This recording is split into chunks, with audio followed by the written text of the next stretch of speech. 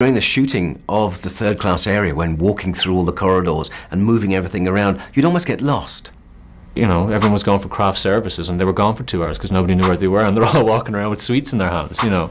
The set definitely did that. Even though it was huge, and it was a huge, you know, ship, still in the steerage it was small and compact. It was really claustrophobic. Small rods. Get 2 tubes. Small rods. You can't go up there! You can't do this! And you'd almost believe that if you were in that situation as the water was flooding, it must have been a horrible, horrible place to be. The lights would have gone out. It would have been dark. You would have been lost. You wouldn't have known where you were. A terrible, terrible situation to be in for anybody. Even when we're shooting it and the lights went out, it was scary.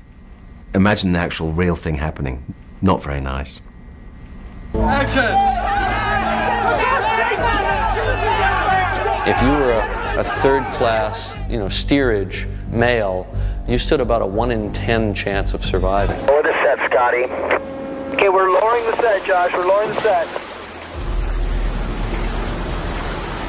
This is the ending dress for the big chase around the boat, the chiffon ombre. The water dress, as we called it, was probably the biggest design challenge in the movie. The dress had a tremendous amount of layers to it, and it was silk chiffon that had been ombre dyed, which meaning it changed colors. It was a very, very complicated dress to make, and I think we probably ended up making about 24 or so of them. Yeah, go ahead, Kate, lift it up. Not the right shoes.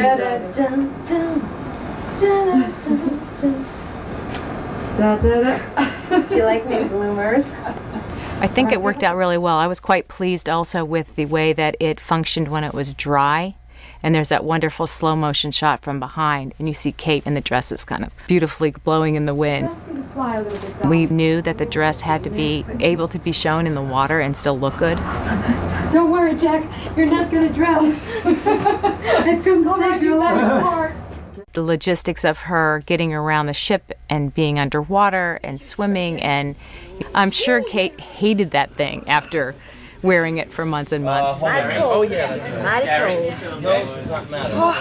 That water was so cold. I think it was about 60 degrees, and everybody else was in wetsuits or dry suits or something, but I can't wear anything underneath that costume because by design, Jim has always wanted it to be as though I'm naked when it's wet against my legs. So, of course, you know, there's no room for such joys. Don't say a word. Pumps that are making the water are just being aimed by guys. Right. So if they see you're in trouble, they'll ban them off.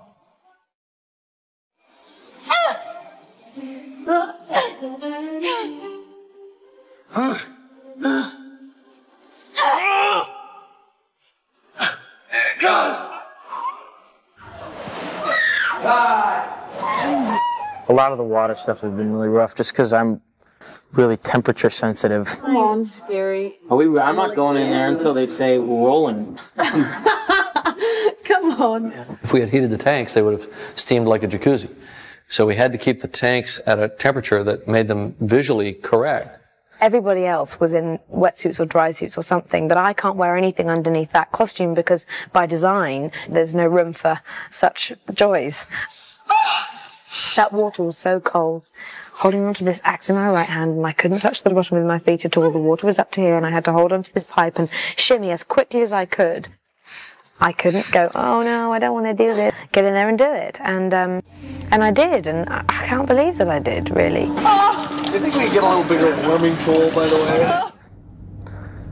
I gotta get heated up. Oh shit! This is cold! To act when you're freezing is hard to concentrate. Please! Please help us! Please! Hurry! Hurry! Master, come on!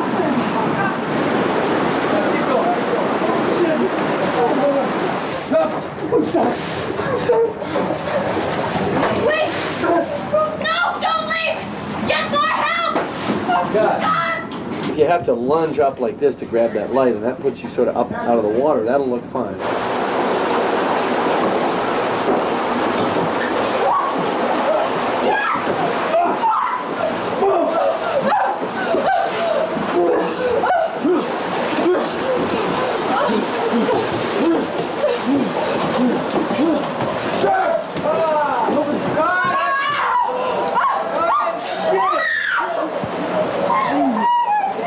Bye.